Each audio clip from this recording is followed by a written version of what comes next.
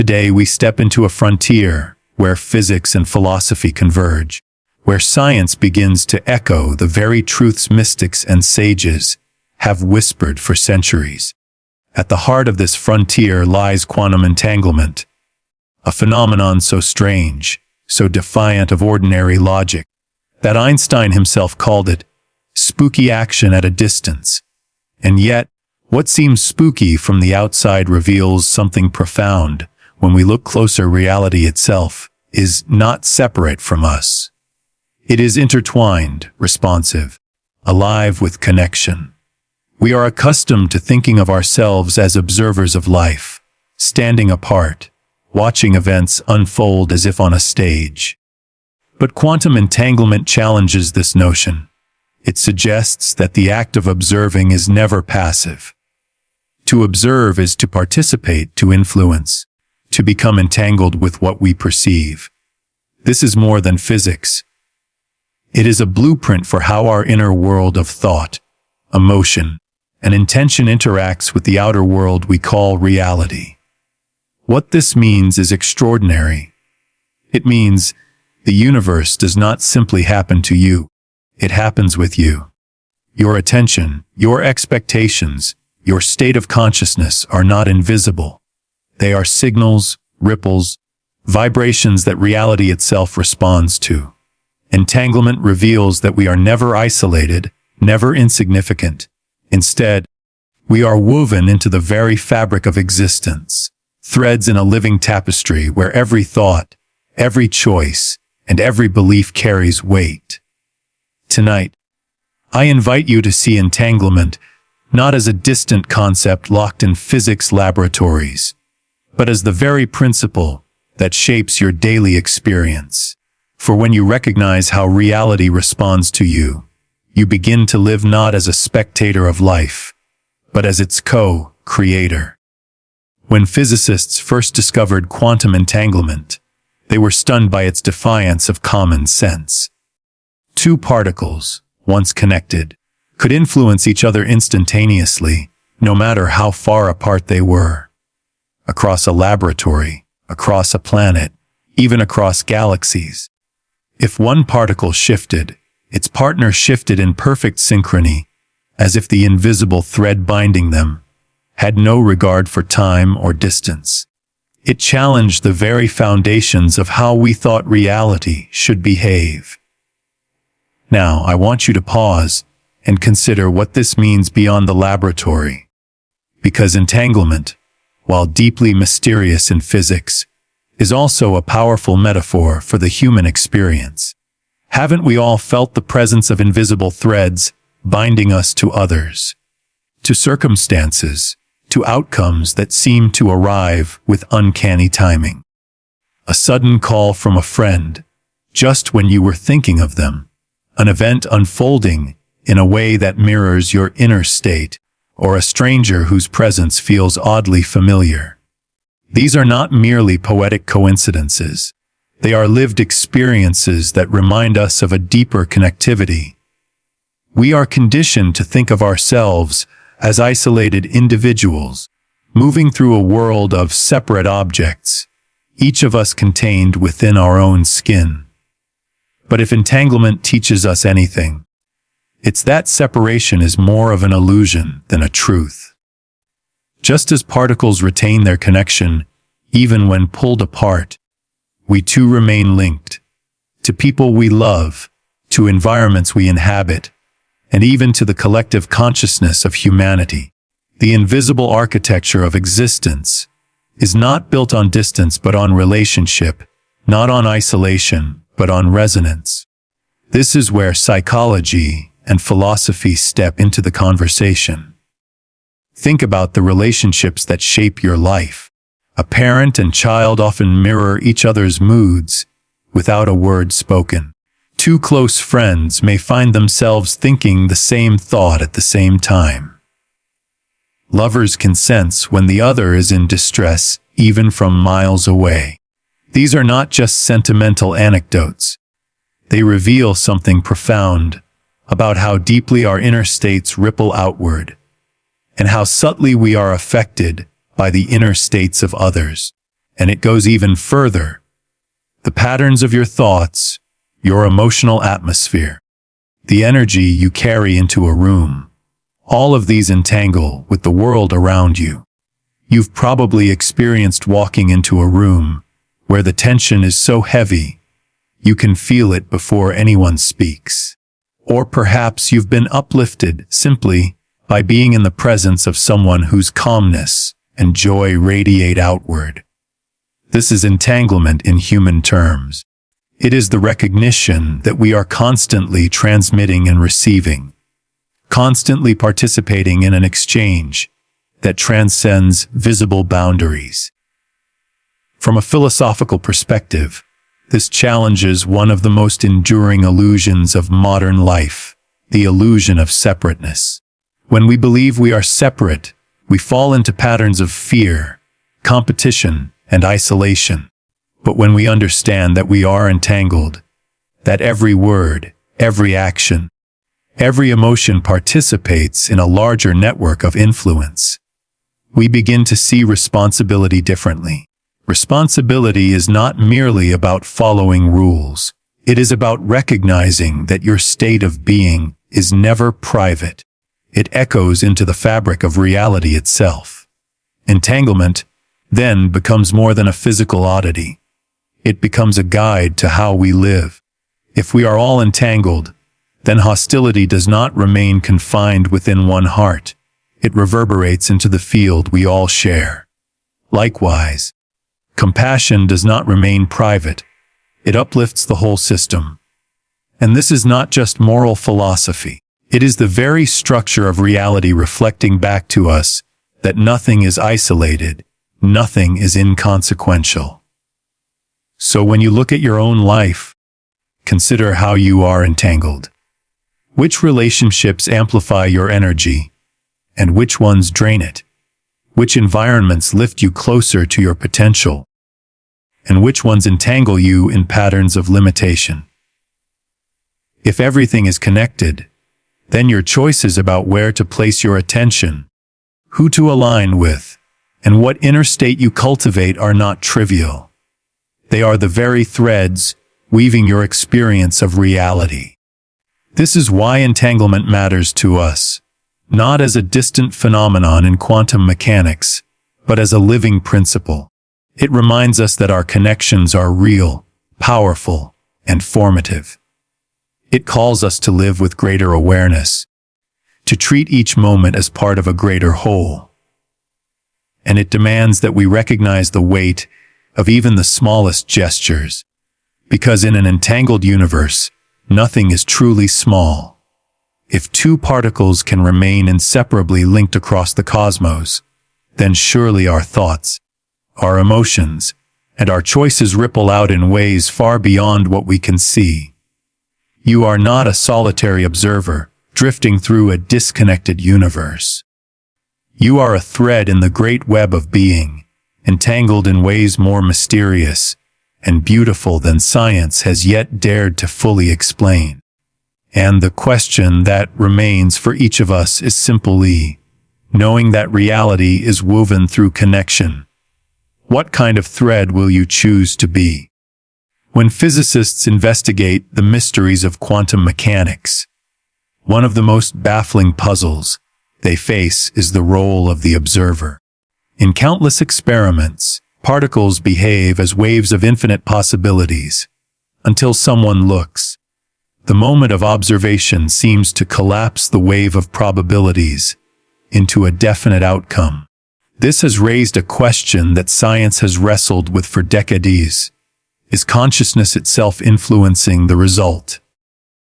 Could the mind, long assumed to be separate from the physical world, be the hidden variable that makes reality crystallize? Now, let's be clear.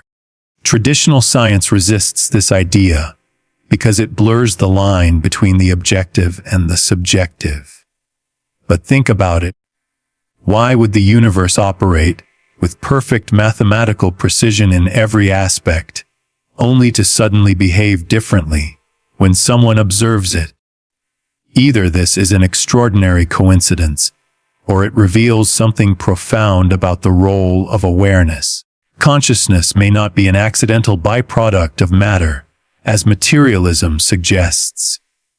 It may be a fundamental ingredient of reality, the field in which possibilities become actualities. And here is where psychology and philosophy bring the point closer to home. Every one of us has experienced the way our perception shapes reality. Two people can live through the same event, and yet their stories of it will diverge, as if they had inhabited two different worlds. One sees opportunity, the other sees disaster. One interprets a challenge as growth, the other interprets it as punishment. The external facts remain the same, but the inner lens of consciousness determines what those facts become in lived experience. In this way, the act of observing is not passive. It creates meaning. It defines reality. Consider how your own state of awareness changes the world you walk through. On a day when your mind is restless, everything seems chaotic. Small problems magnify, and life feels hostile. On a day when your mind is clear, the same world seems brighter, more open, filled with synchronicities and opportunities you could not see before. What changed? Not the outer environment. It was your consciousness, the hidden variable silently shaping the reality you encountered. This is not mystical wishful thinking. It is a recognition that consciousness acts as a filter, a sculptor, a force that entangles with possibility and brings certain outcomes into focus while leaving others behind. If you accept that your perception carries this much influence, then you begin to understand why self-awareness is not just a psychological luxury. It is a cosmic responsibility. Philosophers throughout history have hinted at this. From Plato's allegory of the cave to Kant's assertion that our mind structures the very way we perceive time and space, there has always been an awareness that reality is not simply out there. Reality is co-authored by the mind experiencing it. What quantum physics offers is not proof in the strictest sense, but a powerful resonance with these ancient insights. The observer is not an outsider looking in. The observer is part of the equation itself. If this is true, then consciousness may be the most underappreciated force in the universe. We spend vast amounts of energy trying to manipulate the external world, changing circumstances, controlling outcomes, managing appearances, when in truth, the root of influence lies in how we perceive, interpret, and direct our awareness. Reality responds to you, not simply because of what you do, but because of the quality of consciousness you bring to each moment. And this insight carries immense empowerment. It means you are never powerless, even in the face of circumstances beyond your control. The way you choose to observe, the lens you decide to adopt, transforms the meaning of the event, and therefore the trajectory of your life. When you look at reality through fear, you collapse possibilities into limitation. When you look at reality through clarity and intention, you collapse possibilities into growth. The hidden variable has always been you. So perhaps the great question of our time is not whether consciousness influences reality. It is how consciously we are willing to live. Will we allow our awareness to remain scattered, reactive, and unaware of its power? Or will we claim the role of conscious observers, collapsing possibility into outcomes that reflect the best of who we are? In the end, the universe is not indifferent to you. It bends and shifts in response to the way you meet it with your awareness. And if consciousness is the hidden variable, then the simple act of waking up to your own mind is nothing less than the act of shaping reality itself. So I leave you with this reflection. Every moment is an observation. Every thought is a choice of focus. and every act of awareness ripples into the fabric of existence. The question is not whether reality responds to you. It always does. The question is, how will you choose to observe it? If entanglement shows us that nothing is isolated and consciousness reveals itself as the hidden variable, then the next step is to recognize how reality operates as a feedback loop. What you put into the system, through thought, emotion, belief, and intention, returns to you, often magnified. Reality is not a static backdrop against which life unfolds. It is a living mirror, responding to the signals you continuously send. Think of it this way. Every time you form a thought, every time you hold a particular emotional state, you are transmitting a frequency into the field of reality. Just as a tuning fork resonates with another of the same pitch, the universe seems to resonate with the internal state you sustain. This is not metaphor alone. It is experiential. Haven't you noticed how a negative mindset tends to generate a cascade of negative experiences? One small frustration snowballs into a day that seems cursed. Conversely, when you begin your day with clarity and gratitude, small opportunities seem to line up effortlessly. This is the feedback loop in motion. The energy you emit becomes the reality you meet. From a psychological perspective, the explanation is straightforward. When you carry a particular expectation, your attention naturally filters the world to confirm it. This is known as confirmation bias, but beneath it lies a deeper principle. Your inner state programs your perception, and perception then selects the reality you experience. But here's where it grows fascinating. What begins as a filter of perception does not stay confined to your mind. Your reactions, behaviors, and choices shape the environment itself, creating real-world outcomes that mirror the state you started with. In this way, your inner condition literally loops back into the external circumstances you face. Philosophy has long hinted at this dynamic. The Stoics taught that perception is the key to freedom, that events themselves are neutral, and it is our interpretation that determines their weight. Eastern traditions have spoken of karma as the echo of our actions returning to us. Modern psychology reframes it as the self-fulfilling prophecy. Quantum theory now adds another layer. Reality is not separate from the observer. The loop is not just psychological or ethical. It is woven into the very physics of how possibility becomes reality. The implications are profound. It means your relationship with reality is participatory. You are not a victim trapped in a rigid, pre-scripted world. You are an active participant in an unfolding dialogue with existence.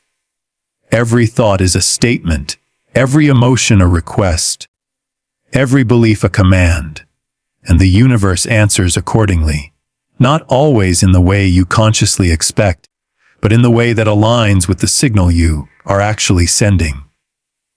Take a moment to reflect on your own life. What recurring themes seem to follow you? Patterns in relationships, repeated challenges, familiar cycles of frustration. These are not random accidents. They are feedback loops, the universe returning to you the state you most often occupy. Change the input, and over time the output must also change. This is why inner transformation always precedes outer transformation.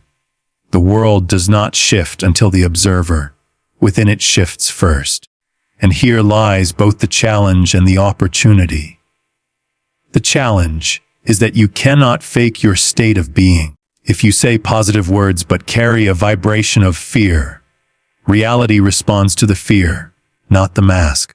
The opportunity is that the moment you become aware of your patterns, you can begin to shift them consciously.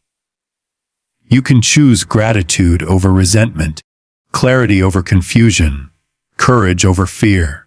These choices ripple outward, feeding into the loop, shaping a reality that reflects the new signal you embody.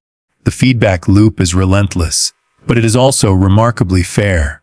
It does not punish or reward, it reflects. It holds up a mirror, showing you the contents of your own consciousness. And while that may be uncomfortable at times, it is also liberating. Because once you recognize that reality is not fixed but responsive, you understand that transformation is always within reach.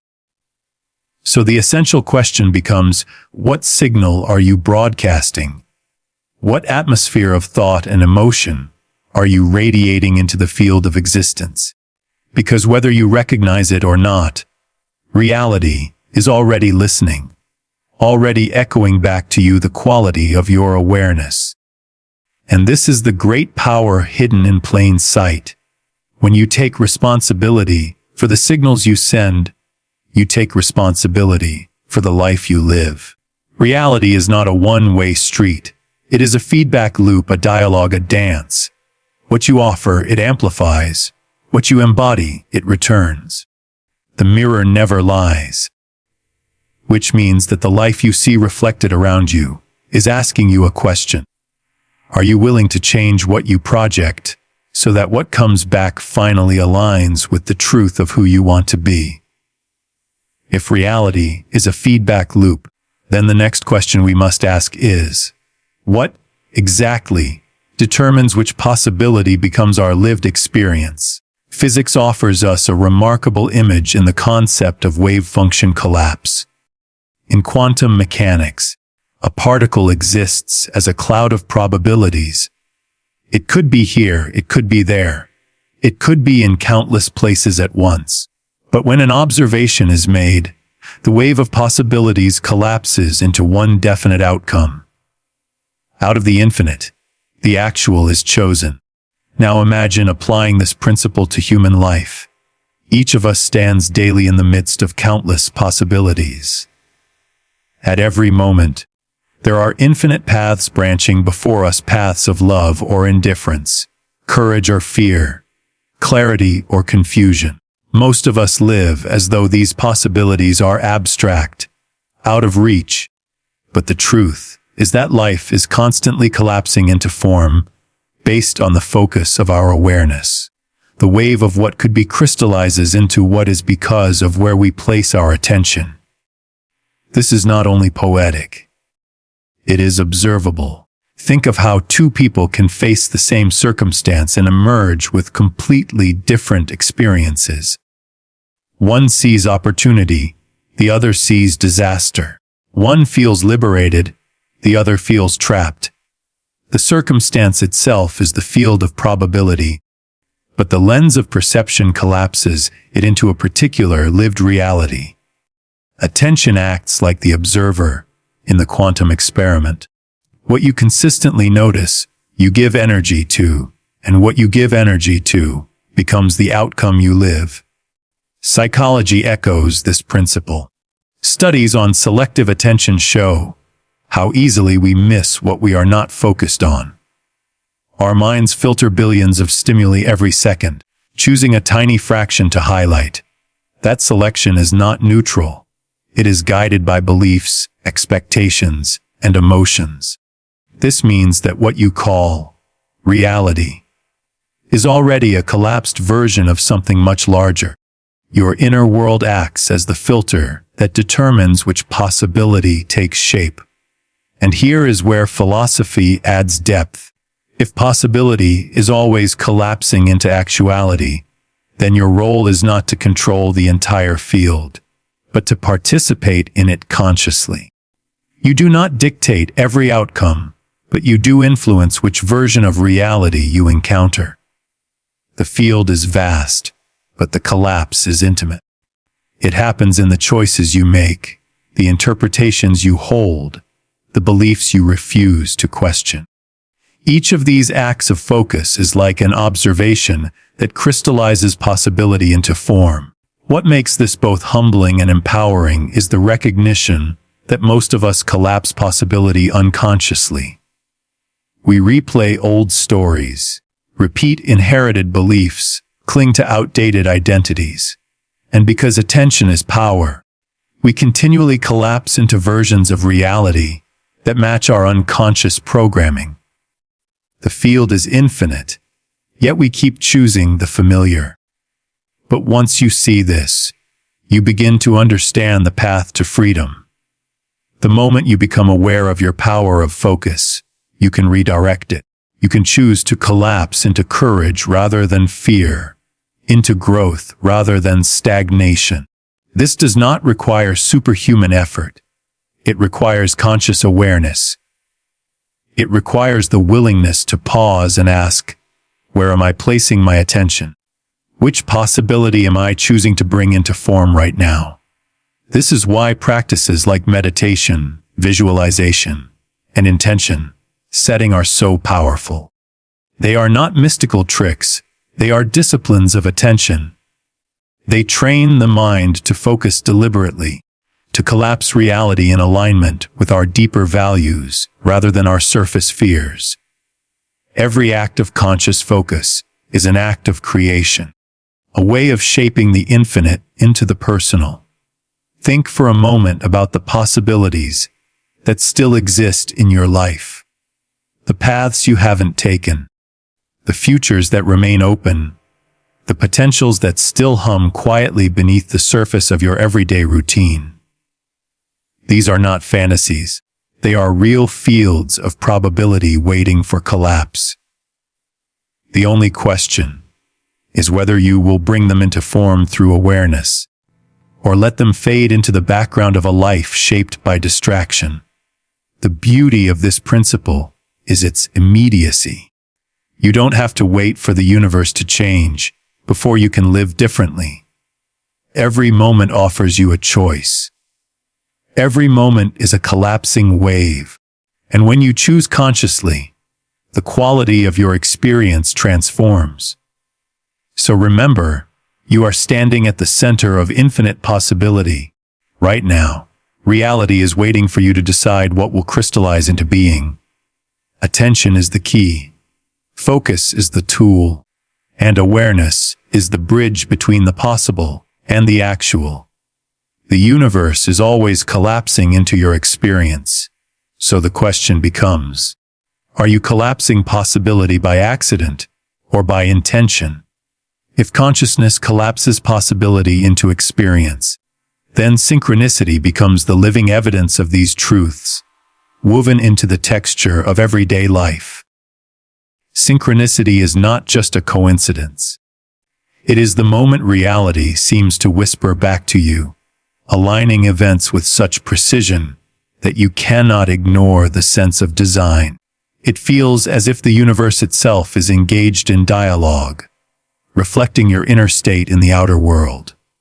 Carl Jung, who introduced the term, described synchronicity as meaningful coincidence. Two events, unrelated by cause and effect, occur together in a way that carries personal significance. For example, you think of an old friend for the first time in years, and they call you that very afternoon. You wrestle privately with a difficult decision, and a stranger's passing remark contains the exact phrase you needed to hear. These moments shake us, because they feel too precise to be random. They reveal, however briefly, the entangled nature of mind and matter. From the perspective of entanglement, synchronicity makes sense. If everything is connected at a deeper level, then inner thought and outer event are not separate streams, but parallel expressions of the same underlying pattern. Consciousness and the world are entangled threads in one tapestry. When the inner state reaches a point of intensity, through emotion, intention, or deep reflection, the outer world responds, collapsing in ways that mirror that vibration. What seems improbable through logic becomes natural through connection. And think of how this changes your relationship to life. If synchronicities are real, then reality is not a random machine grinding away indifferently. It is interactive. It listens. It responds to you, as though you are part of its very fabric. Suddenly the line between subject and object, inner and outer, begins to dissolve. What you feel and think participates in shaping what unfolds. What you encounter, out there, is inextricably linked to what you are cultivating. In here, psychology helps us frame part of this. Our minds are tuned to notice patterns, and when we focus on something strongly, we become more likely to notice related signals in the environment. But synchronicity often goes beyond probability, striking us with such timing and intensity that explanation falls short. Philosophically, this is where we must accept that meaning itself may be a bridge between consciousness and matter. The synchronicity is not about chance. It is about significance. The universe speaks the language of meaning, and synchronicities are its sentences. Reflect for a moment on your own life. How many times have you experienced synchronicities that nudged you forward, affirmed your path, or jolted you awake at just the right time? Perhaps you dismissed them as chance. But what if they were messages, evidence that reality is responsive, that your consciousness is not separate from the flow of events? Each synchronicity is like a wink from the universe, reminding you that the boundary between thought and world is thinner than you've been taught to believe. These moments also challenge the way we view time. Synchronicities often arrive with a sense of inevitability, as though the future was already entangled with the present. They remind us that life may not be a strict sequence of causes and effects, but a web where connections transcend linear order. From this perspective, your future self, your present choices, and even echoes from your past are all entangled in ways that defy ordinary logic. The practical lesson is this: pay attention. When synchronicities appear, they are not trivial curiosities to be brushed aside.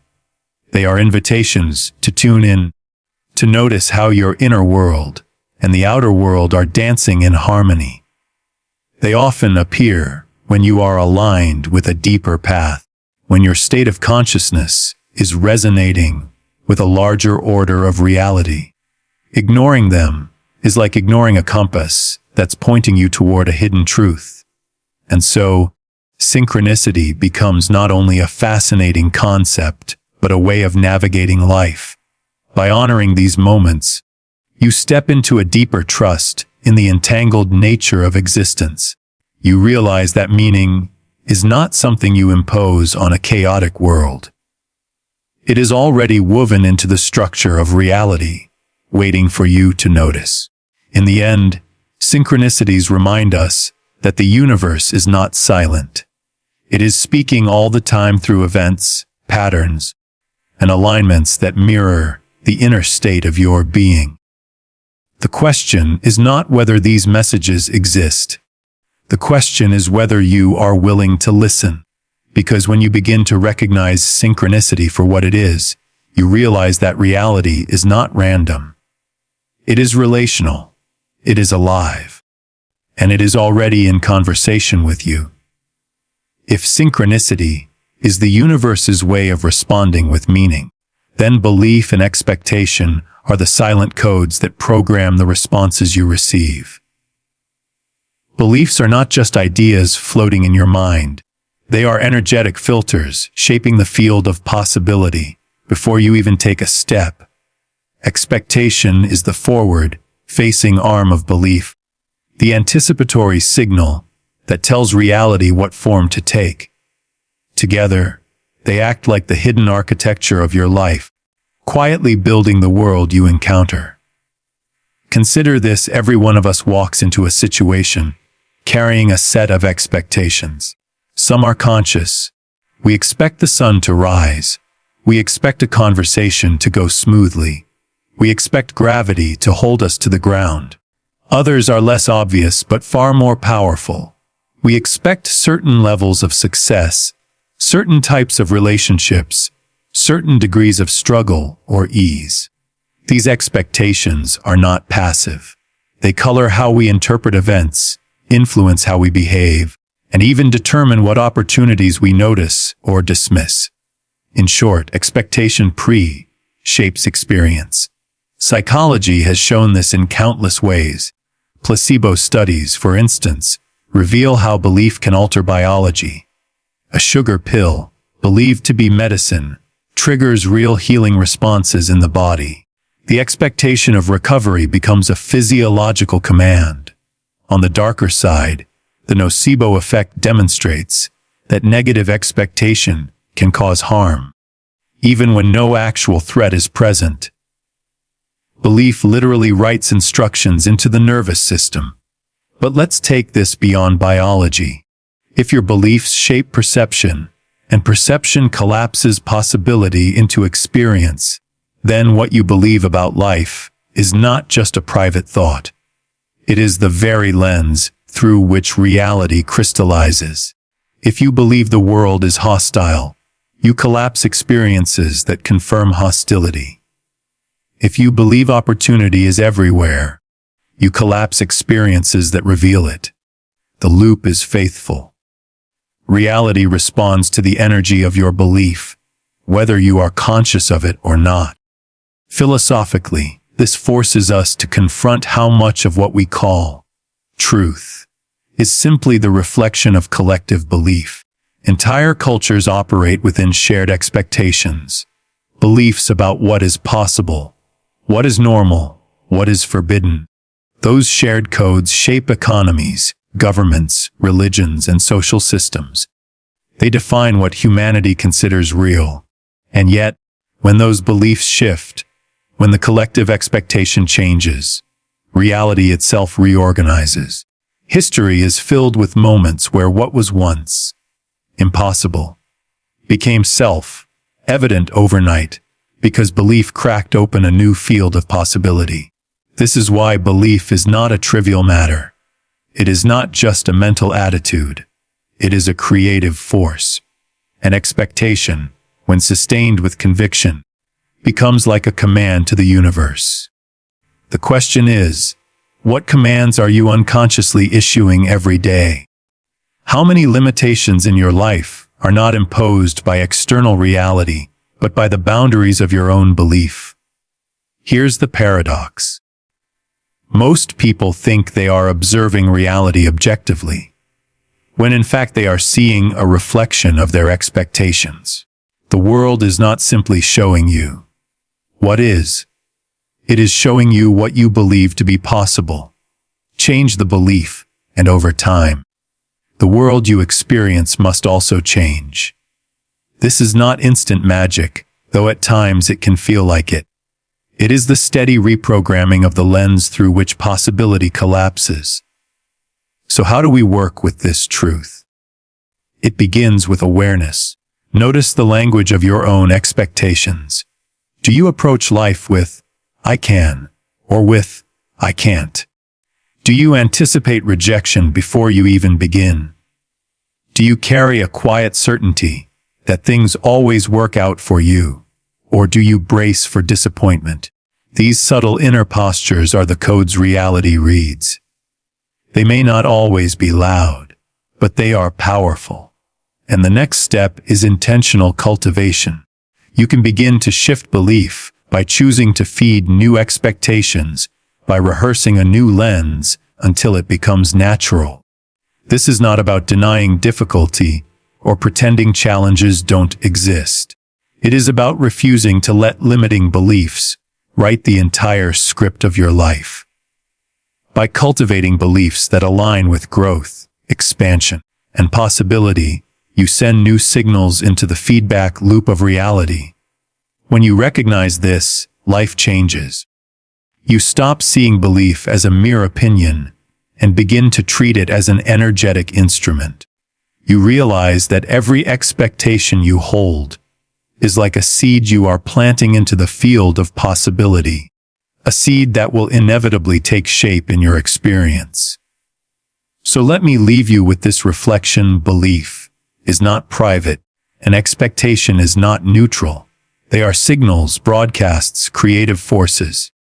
The life you live is already showing you the shape of your deepest expectations. The question is not whether you believe. The question is what you have chosen to believe, and whether those beliefs are worthy of the reality they are creating. If belief and expectation act as the codes that shape reality, then emotion is the signature that stamps those codes with power. Thought may set the direction, but emotion provides the charge. It is the emotional energy behind a belief that determines how strongly it resonates, how deeply it imprints itself into the feedback loop of reality.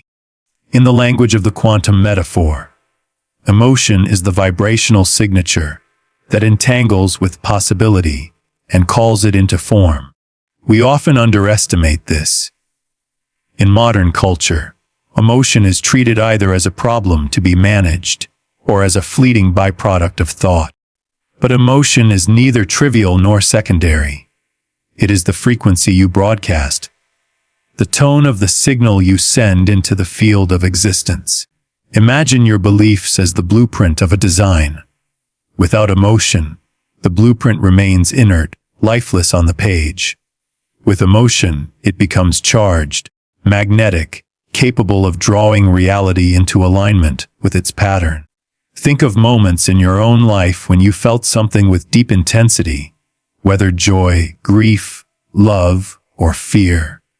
Those moments seem to reverberate, don't they? They ripple outward, creating shifts not only in your own perspective, but also in the world around you. When you radiate genuine enthusiasm, opportunities tend to appear. When you sink into despair, the world seems to contract. These are not accidents. They are reflections of the fact that emotion infuses your consciousness with a potency that thought alone cannot carry. Psychology gives us glimpses of this truth. Emotional states are contagious. Studies show that emotions spread through groups and communities like invisible currents. Walk into a room where people are tense, and you feel the tension before a word is spoken.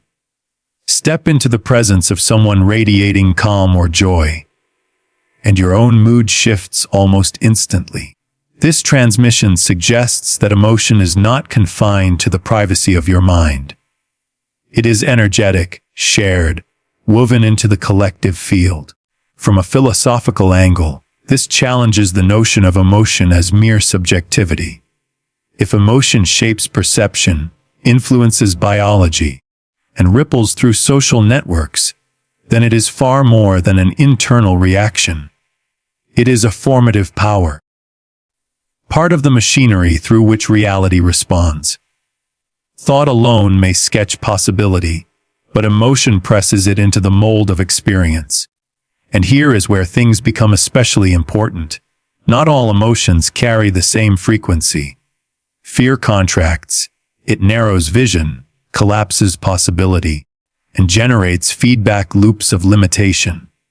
Love expands, it opens perception, attracts synchronicity, and generates feedback loops of growth.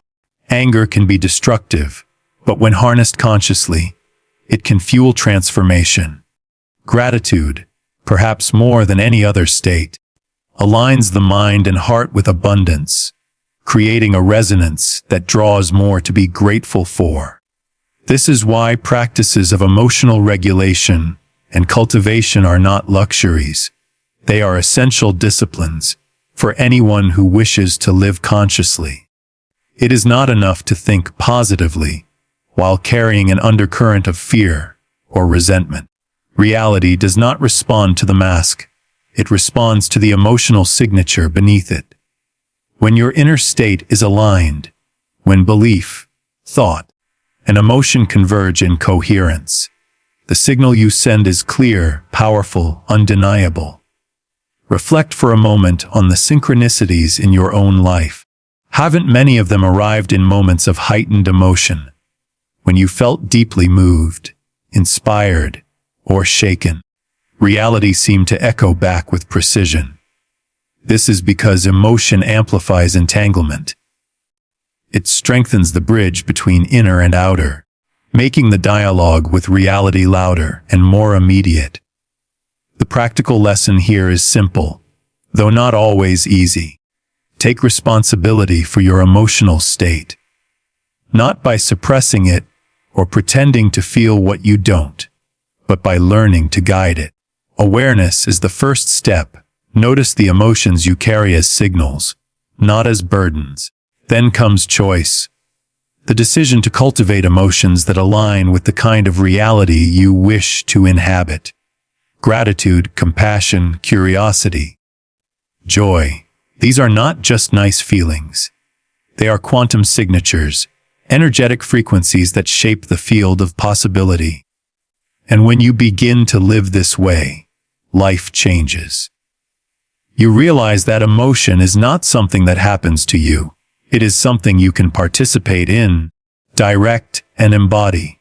You begin to treat your emotional state as sacred, recognizing that it is the very tone in which you are writing your experience of reality. So let me leave you with this truth: emotion is not weakness, nor is it noise. It is the signal the universe listens to most closely. Your life is already echoing the signature you broadcast. The question is not whether emotion shapes reality. It already does. The question is, what emotional signature are you willing to live by? And what reality do you want it to call into being?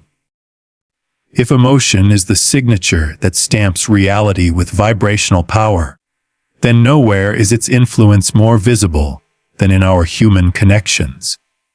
Just as entangled particles respond to one another instantaneously, regardless of distance, human beings demonstrate a kind of non-local connection that cannot be explained by conventional cause and effect. We've all experienced it: the sudden intuition that a loved one is in trouble, only to later learn they were. The uncanny moment when you and a friend speak the same phrase at the exact same time. The deep sense of presence you feel with someone across the world, as though physical distance has no power over the bond. Modern science is cautious about these phenomena, but ordinary experience is filled with them.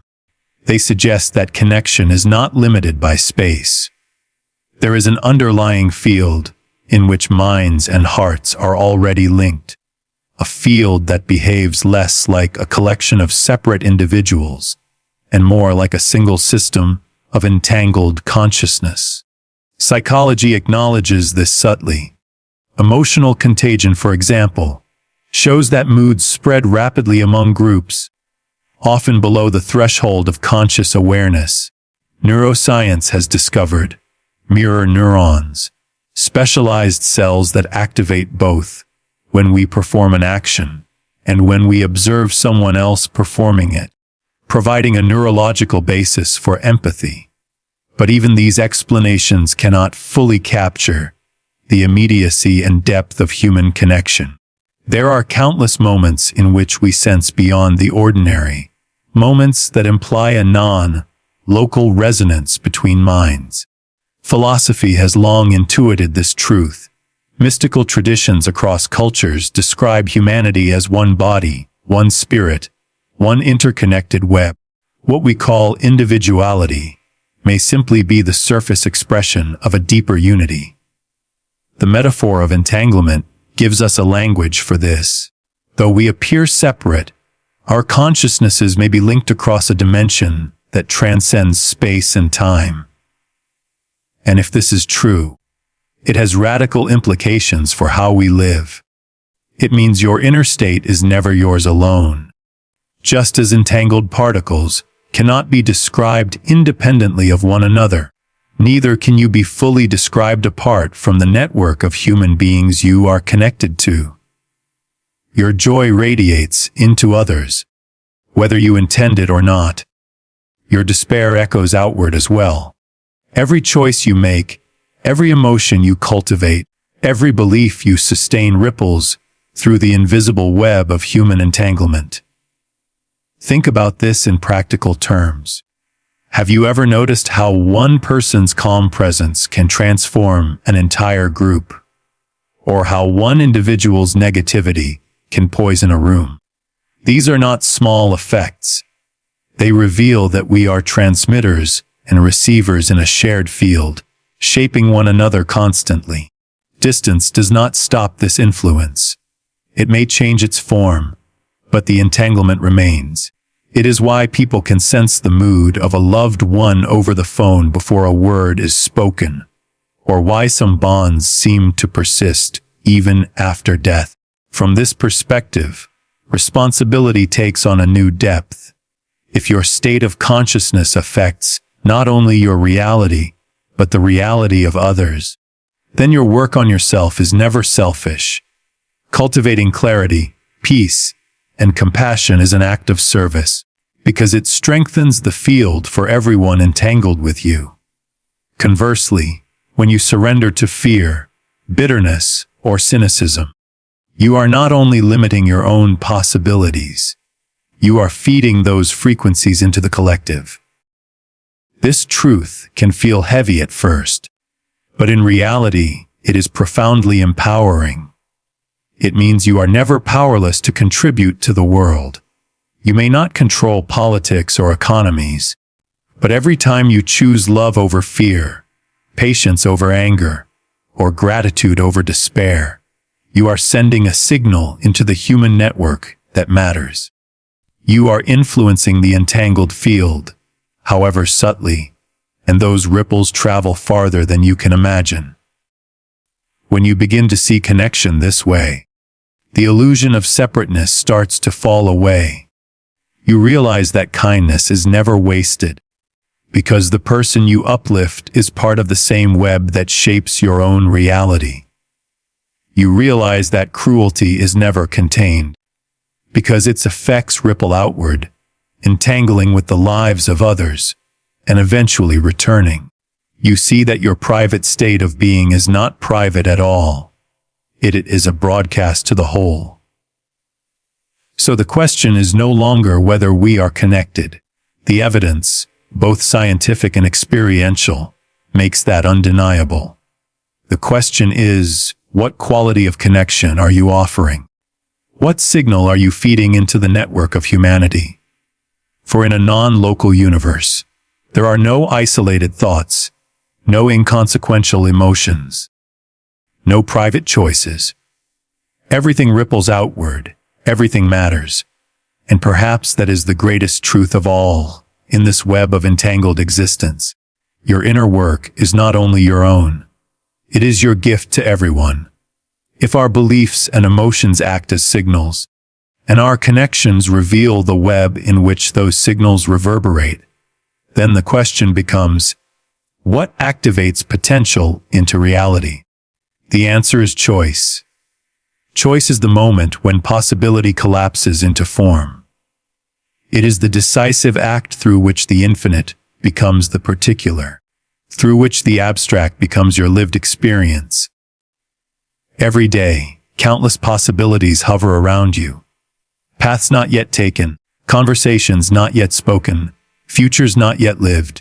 Quantum physics uses the term superposition to describe how particles exist in multiple potential states until observed. Choice is your observation. It is the act of focus and commitment that collapses one potential into actuality while dissolving others into silence. In this sense, choice is not trivial. It is creative. Too often we treat choice as if it were a matter of mere preference, what to eat, what to wear, which route to drive. But beneath even these small decisions lies a deeper truth. Choice is the declaration of identity. Every time you choose, you are not only shaping an action, you are shaping yourself. You are saying, this is the reality I align with. This is the future I summon into being. Consider how easily many people abdicate this power. They drift, waiting for circumstances to decide for them, waiting for certainty, waiting for external permission. In doing so, they forget that not choosing is itself a choice. the choice to leave possibility unclaimed, to allow inertia to dictate the shape of their lives. Yet possibility does not wait forever. Every moment carries the weight of becoming. If you do not collapse it with intention, it collapses by default. This is why intention matters. Intention is choice infused with consciousness. It is not mere wishing or hoping. It is the deliberate alignment of thought, belief, and emotion toward a chosen possibility.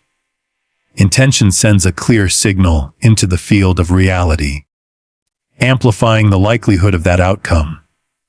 It does not guarantee results in the simplistic sense, but it tilts the probabilities, creating a gravitational pull toward what you have declared. You can see this in the difference between someone who approaches life aimlessly and someone who moves with intention. The former may stumble into occasional opportunities, but they are often scattered, reactive, and unsure. The latter seems to magnetize experiences, drawing the right people, the right resources, the right moments into alignment. This is not coincidence. It is coherence. It is the power of choice and intention converging to shape reality. Philosophically, this reshapes how we view freedom. Freedom is not the absence of limitation. It is the ability to choose meaningfully within limitation. Even in circumstances beyond your control, you retain the power to choose your inner stance, your interpretation, your next step. Viktor Frankl, in the darkness of a concentration camp, discovered that the final freedom is the choice of one's attitude. That choice, invisible to the guards, was enough to preserve his humanity. Choice, then, is not merely practical, it is existential. But let us take this even further. If reality responds to consciousness, then every choice is not only personal, but also participatory in the unfolding of the universe. Your decisions ripple outward, not only altering your path, but influencing the entangled web of others. In this sense, every act of choice is a contribution to the collective reality. When you choose courage over fear, you strengthen the field of courage for others. When you choose compassion over indifference, you tilt the probabilities of kindness in the human network. This is why indecision can be so draining. It is the refusal to collapse possibility, the endless circling around potential without ever stepping into it. The energy of possibility remains suspended, unclaimed, and you feel it as stagnation. The moment you choose, even imperfectly, energy flows again. Doors open or close, and clarity emerges. In choosing, you align yourself with momentum. So the invitation is clear: do not fear choice. Do not paralyze yourself by the illusion that you must choose perfectly. There is no perfection in a universe of infinite potential, only alignment. The question is not, what is the flawless choice? The question is, which choice reflects who I wish to become? Which outcome resonates with the reality I am willing to live? Each moment of choice is a brushstroke on the canvas of your life. Taken together, they form the picture that becomes your story. And because you are entangled with others, your story becomes part of the larger image of humanity. This is the responsibility and the gift of choice. It is not only about your life, it is about the world your life helps create. So I leave you with this challenge: the next time you face a decision, do not look outward for certainty. Look inward for alignment. Do not ask, what will guarantee success? Ask instead, what intention resonates with the truth of who I am becoming? For in the end, it is your choices, not your circumstances, that collapse the universe into the life you live. Up to this point, we've explored how beliefs, emotions, connections, and choices weave together into the mysterious dance we call reality. But all of these insights ultimately point to a larger truth. You are not a passive observer of the universe. You are a conscious participant. The question is not whether reality responds to you. It already does. The question is whether you are aware of that response, whether you are shaping it with intention, or whether you are sleepwalking through patterns you did not consciously choose. This shift, from seeing yourself as a spectator to recognizing yourself as a participant, changes everything.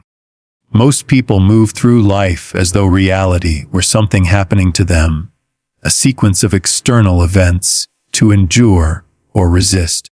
But when you understand the dynamics we've been exploring, entanglement, belief, emotion, choice, you begin to see that reality is not merely imposed from outside. It is co-created from within. To live as a conscious participant means to take responsibility for the signals you send into the field of existence. It means treating your thoughts, your emotions, your expectations, and your choices not as fleeting private matters, but as creative forces shaping both your personal experience and the collective reality. This is not about perfection, nor is it about controlling everything. It is about participation, about engaging with life deliberately, with awareness of your role in the unfolding of events. Philosophically, this is the difference between fatalism and agency. Fatalism says, "The world is fixed, I can only endure what comes." Agency says, "The world is responsive, my consciousness influences what comes." Fatalism breeds resignation. Agency ignites creativity. Fatalism makes you small. Agency reminds you that you are entangled with the very fabric of existence, and therefore, your choices matter. Of course, living as a conscious participant does not mean life becomes effortless. Challenges will still arise. Pain will still touch you. But even in difficulty, your role as participant grants you power. You can choose your response. You can decide what meaning to give to your experiences.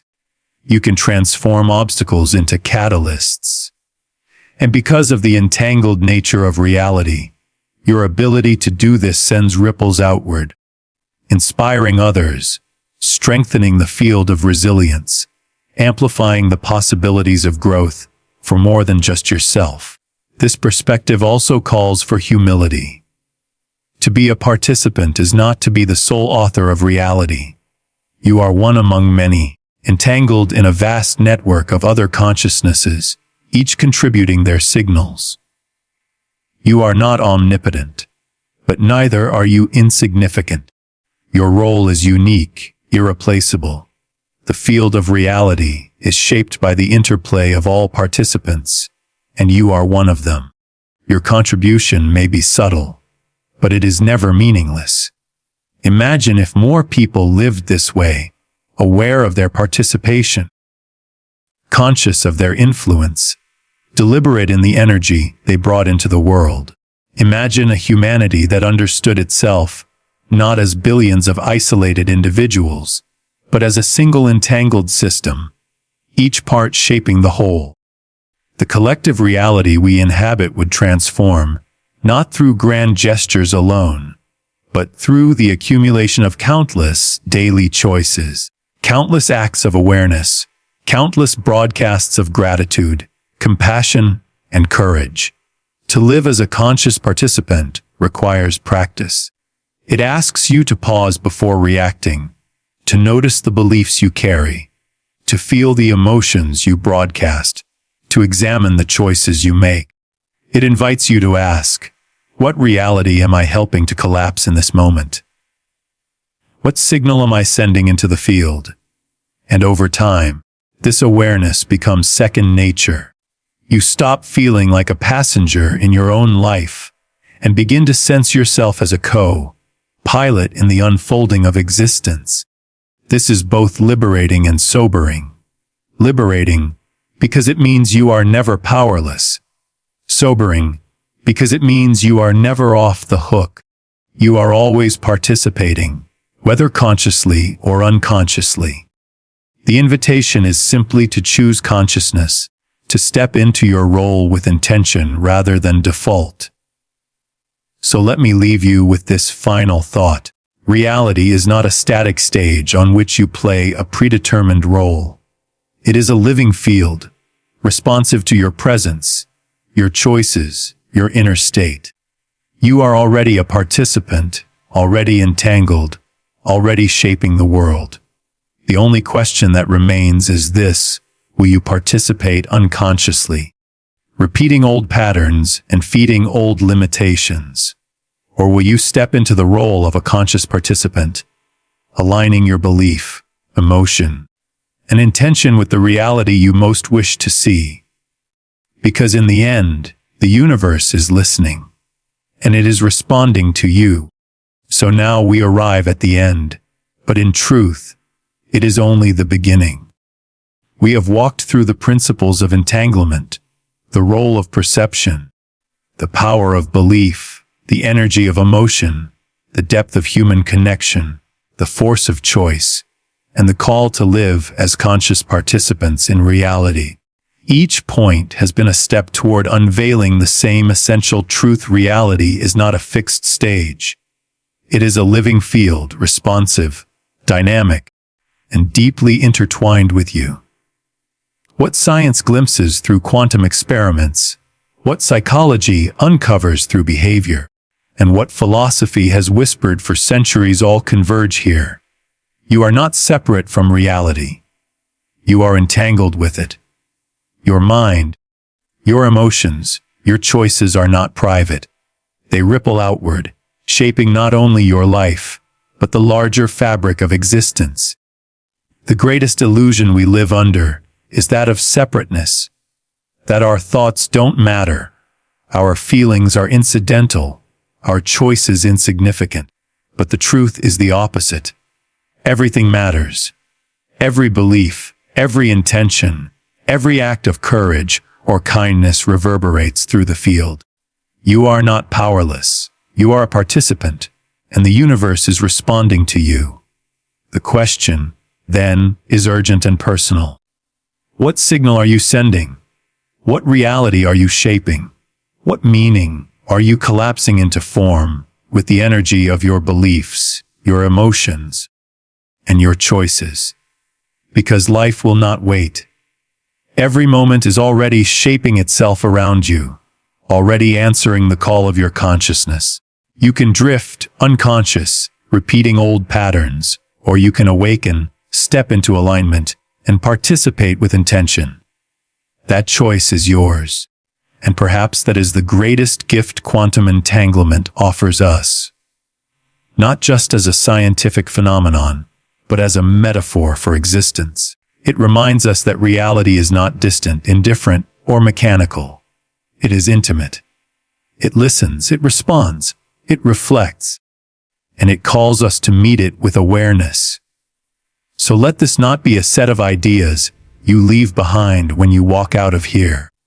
Let it be an invitation to live differently, to treat your inner state as sacred, to align your choices with who you wish to become, and to remember that in every moment, you are shaping the story of your life and contributing to the story of humanity. The universe is already in conversation with you. The only question is, how will you choose to answer?